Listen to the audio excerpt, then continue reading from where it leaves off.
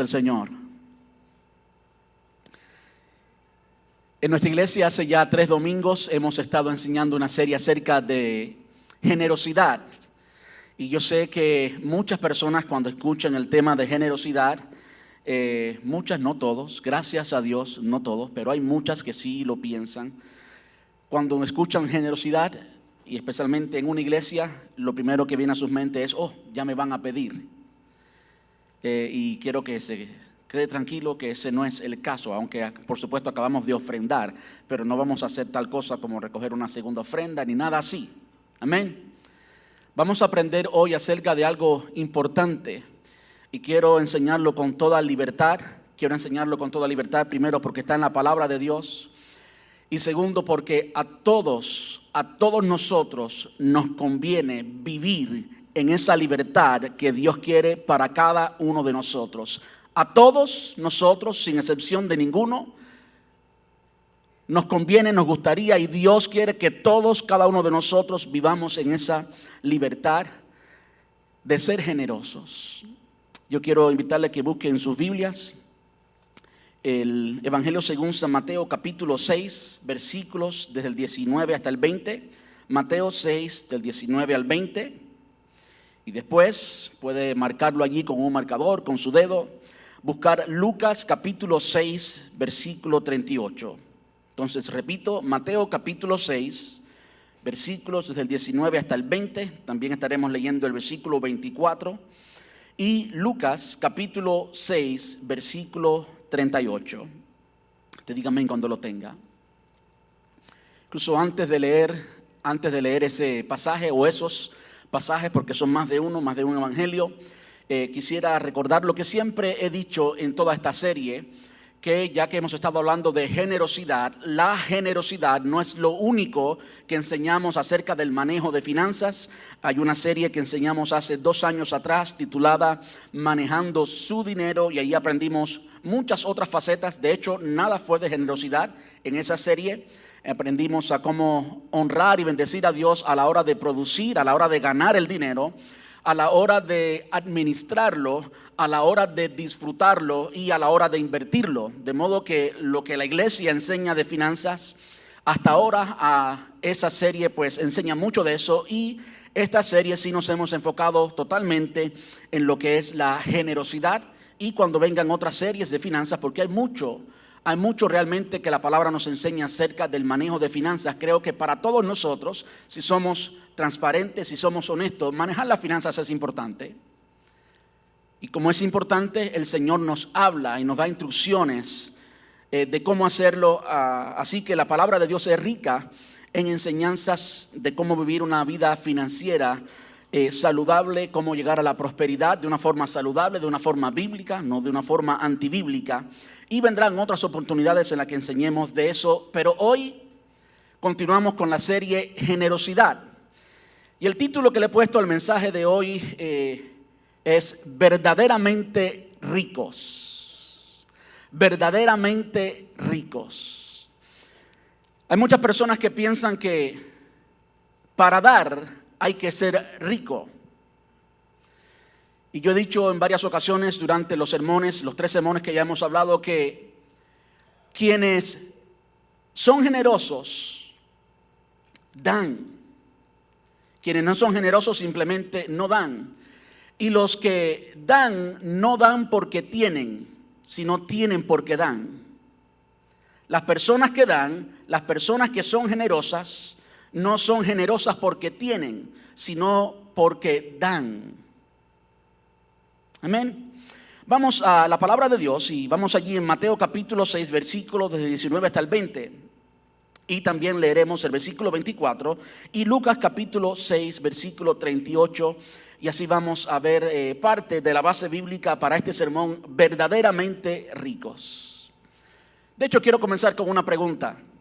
Si ser rico fuera algo totalmente aprobado por la palabra, si usted estuviera bien sabiendo que es rico y está bien con Dios, ¿cuánto le gustaría ser rico? Levante la mano.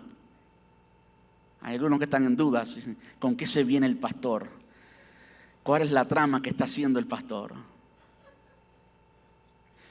Vamos a ver todo lo que, o no todo, pero gran parte de lo que la Biblia nos habla al respecto. Mateo capítulo 6, versículo 19, dice: no almacenen tesoros aquí en la tierra, donde las polillas se los comen y el óxido los destruye, y donde los ladrones entran y roban. Almacenen sus tesoros en el cielo, donde las polillas y el óxido no pueden destruir y los ladrones no entran a robar. Ahora vamos al versículo 24, y sé que estoy brincando algunos versículos. Versículo 24, y este es clave en cuanto al manejo de finanzas y lo que la palabra tiene que enseñar al respecto. Jesús dijo: nadie puede servir a dos amos, pues odiará a uno y amará al otro. Será leal a uno y despreciará al otro. No se puede servir a Dios y al dinero. Ahora vamos a Lucas capítulo 6, versículo 38. Lucas 6, 38. Y de nuevo está el Señor Jesús hablando. Este no es ningún falso, ningún malandro, no es ningún ladrón, sino es el mismo Señor Jesús. Y Él dijo: den y recibirán. Lo que den a otros les será devuelto por completo, apretado, sacudido, para que haya lugar para más, desbordante y derramado sobre el regazo. La cantidad que den determinará la cantidad que recibirán a cambio. Ayúdeme a orar. Amante Rey, te damos muchas gracias en esta preciosa tarde o en esta preciosa mañana, Señor. Estoy tan acostumbrado a decir tarde, pero qué bueno es poder decir mañana. Gracias, Señor, por el privilegio que nos has dado en esta mañana de poder alabarte, de poder adorarte, de unirnos como un cuerpo, como una familia, y decirte lo precioso, lo hermoso que eres, lo grande que eres y cuánto te amamos, Señor. Gracias. Padre, ahora nos disponemos a estudiar tu palabra, y sabes que hemos estado hablando de la generosidad. Quiero rogarte, Señor, que tú nos transformes, que tú cambies nuestras vidas y que podamos, Señor, en efecto llegar a ser generosos de verdad. Que lleguemos, Señor, a entender los principios que tú enseñas en tu palabra y cómo tú, Señor, eres un Dios generoso, y podamos nosotros ser imitadores de ti también en eso. Podamos llegar a tener un corazón generoso y podamos tener, Señor, un fruto de generosidad, una cosecha de generosidad en nuestra iglesia. Ahora, Señor, te ruego que abras el entendimiento de cada uno de nosotros, que nos enseñes tu palabra, que nos hables en esta tarde, que podamos salir de aquí, Señor, entendiendo lo que tú dices acerca del tema, y que salgamos de este lugar, Señor, dispuestos, convencidos a ser verdaderamente ricos, no de la forma que el mundo ve la riqueza, sino de la forma que tú, Señor, ves las riquezas, verdaderamente ricos. Te ruego esto en el nombre de Jesús y te damos muchas gracias, papá. Gracias, Señor. Amén y amén.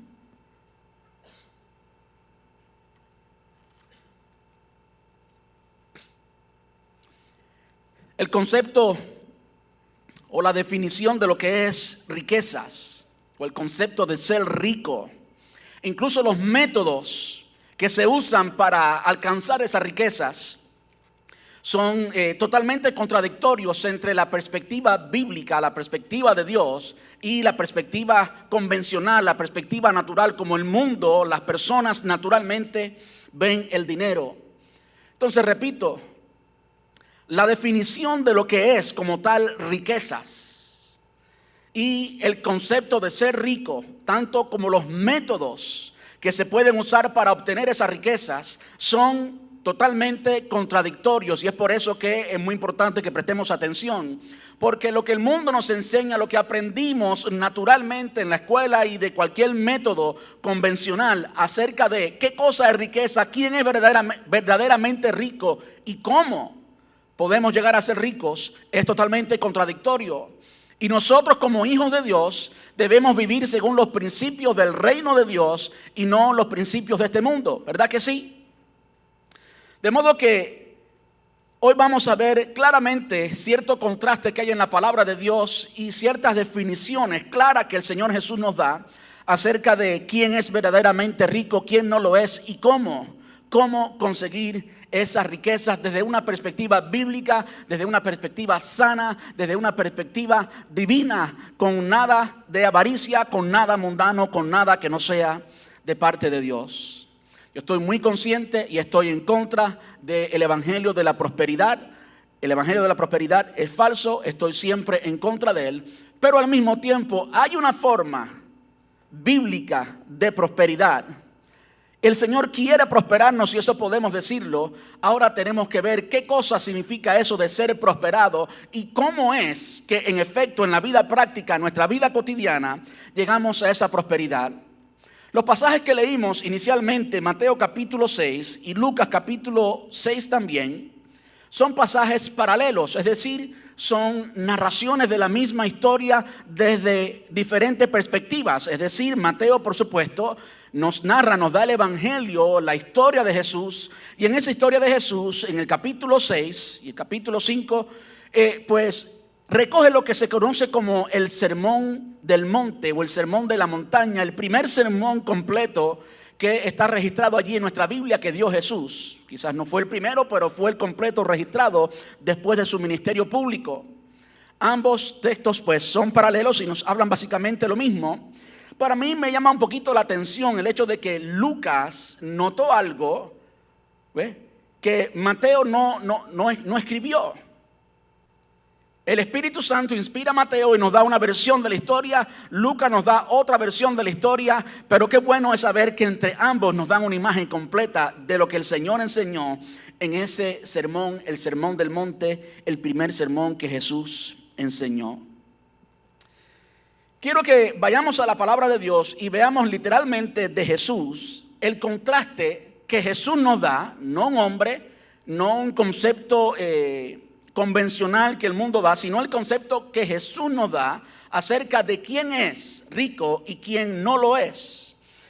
Quiero invitarle que vaya conmigo a Marcos capítulo 10, versículos desde el 20 hasta el 23. Este es el pasaje, el famoso pasaje conocido como el encuentro de Jesús con el joven rico. Y esto en efecto sucedió, no era una parábola, es una historia real. Este joven rico llega arrodillado, miren cómo él llega, arrodillado delante del Señor. Y le dice, ¿qué tengo que hacer para ser salvo? Jesús le responde, bueno, los mandamientos conoces. Y él responde, maestro, respondió el hombre, he obedecido todos esos mandamientos desde que era joven. Jesús miró al hombre y sintió profundo amor por él. El Señor le amó. Qué bueno que el Señor nos ama. Aun cuando todo nuestro corazón no es de Él, todo su corazón es nuestro. Qué lindo es el amor de Dios. Jesús miró al hombre y sintió profundo amor por él. Hay una cosa que todavía no has hecho, le dijo. Anda y vende todas tus posesiones y entrega el dinero a los pobres y tendrás tesoro en el cielo. Después ven y sígueme. Al oír esto, el hombre puso cara larga y se fue triste porque tenía muchas posesiones. Jesús miró a su alrededor y dijo a sus discípulos, qué difícil es para los ricos entrar en el reino de Dios. Ahí vemos una imagen clara de lo que es una perspectiva convencional, natural, lo que todo el mundo entiende regularmente por alguien rico, alguien que tenía muchas cosas, muchas posesiones y que evidentemente no era una persona generosa, era sin duda una persona religiosa, era sin duda una persona moral, era sin duda alguien que conocía la palabra, alguien que vivía rectamente, pero le faltaba algo. Le faltaba la generosidad. La persona no era generosa. Y aunque era rico, según la perspectiva de este mundo, según la perspectiva convencional, tradicional, era un necio al final. El Señor Jesús dice, qué difícil es para los ricos entrar en el reino de los cielos. Y allí está dibujado exactamente muchas personas de este mundo que tienen muchas posesiones y que son ricos a los ojos del mundo, pero son avaros, son tacaños, aunque tengan mucho, son tacaños y no pueden ser salvos porque su Dios es el dinero. Y como vimos ahorita en Mateo capítulo 6, no podemos servir a Dios, al dinero, uno o el otro. De modo que ninguna persona completamente avara, ninguna persona completamente tacaña ha conocido a Dios. Pero dejémoslo allí porque no podemos, escuche como lo dijo, no podemos servir a Dios y al dinero. Podemos servir solamente a uno de los dos. Y este joven, aunque de cierta forma su vida parecía que estaba sirviéndole a Dios, porque era moral, porque era religioso, cumplía todos los mandamientos, su corazón estaba lejos de Dios. Y allí viendo a Jesús, Dios hecho carne, el todopoderoso, el eterno, el infinito, frente a él, decidió primero no dejar sus posesiones que seguir a Jesús.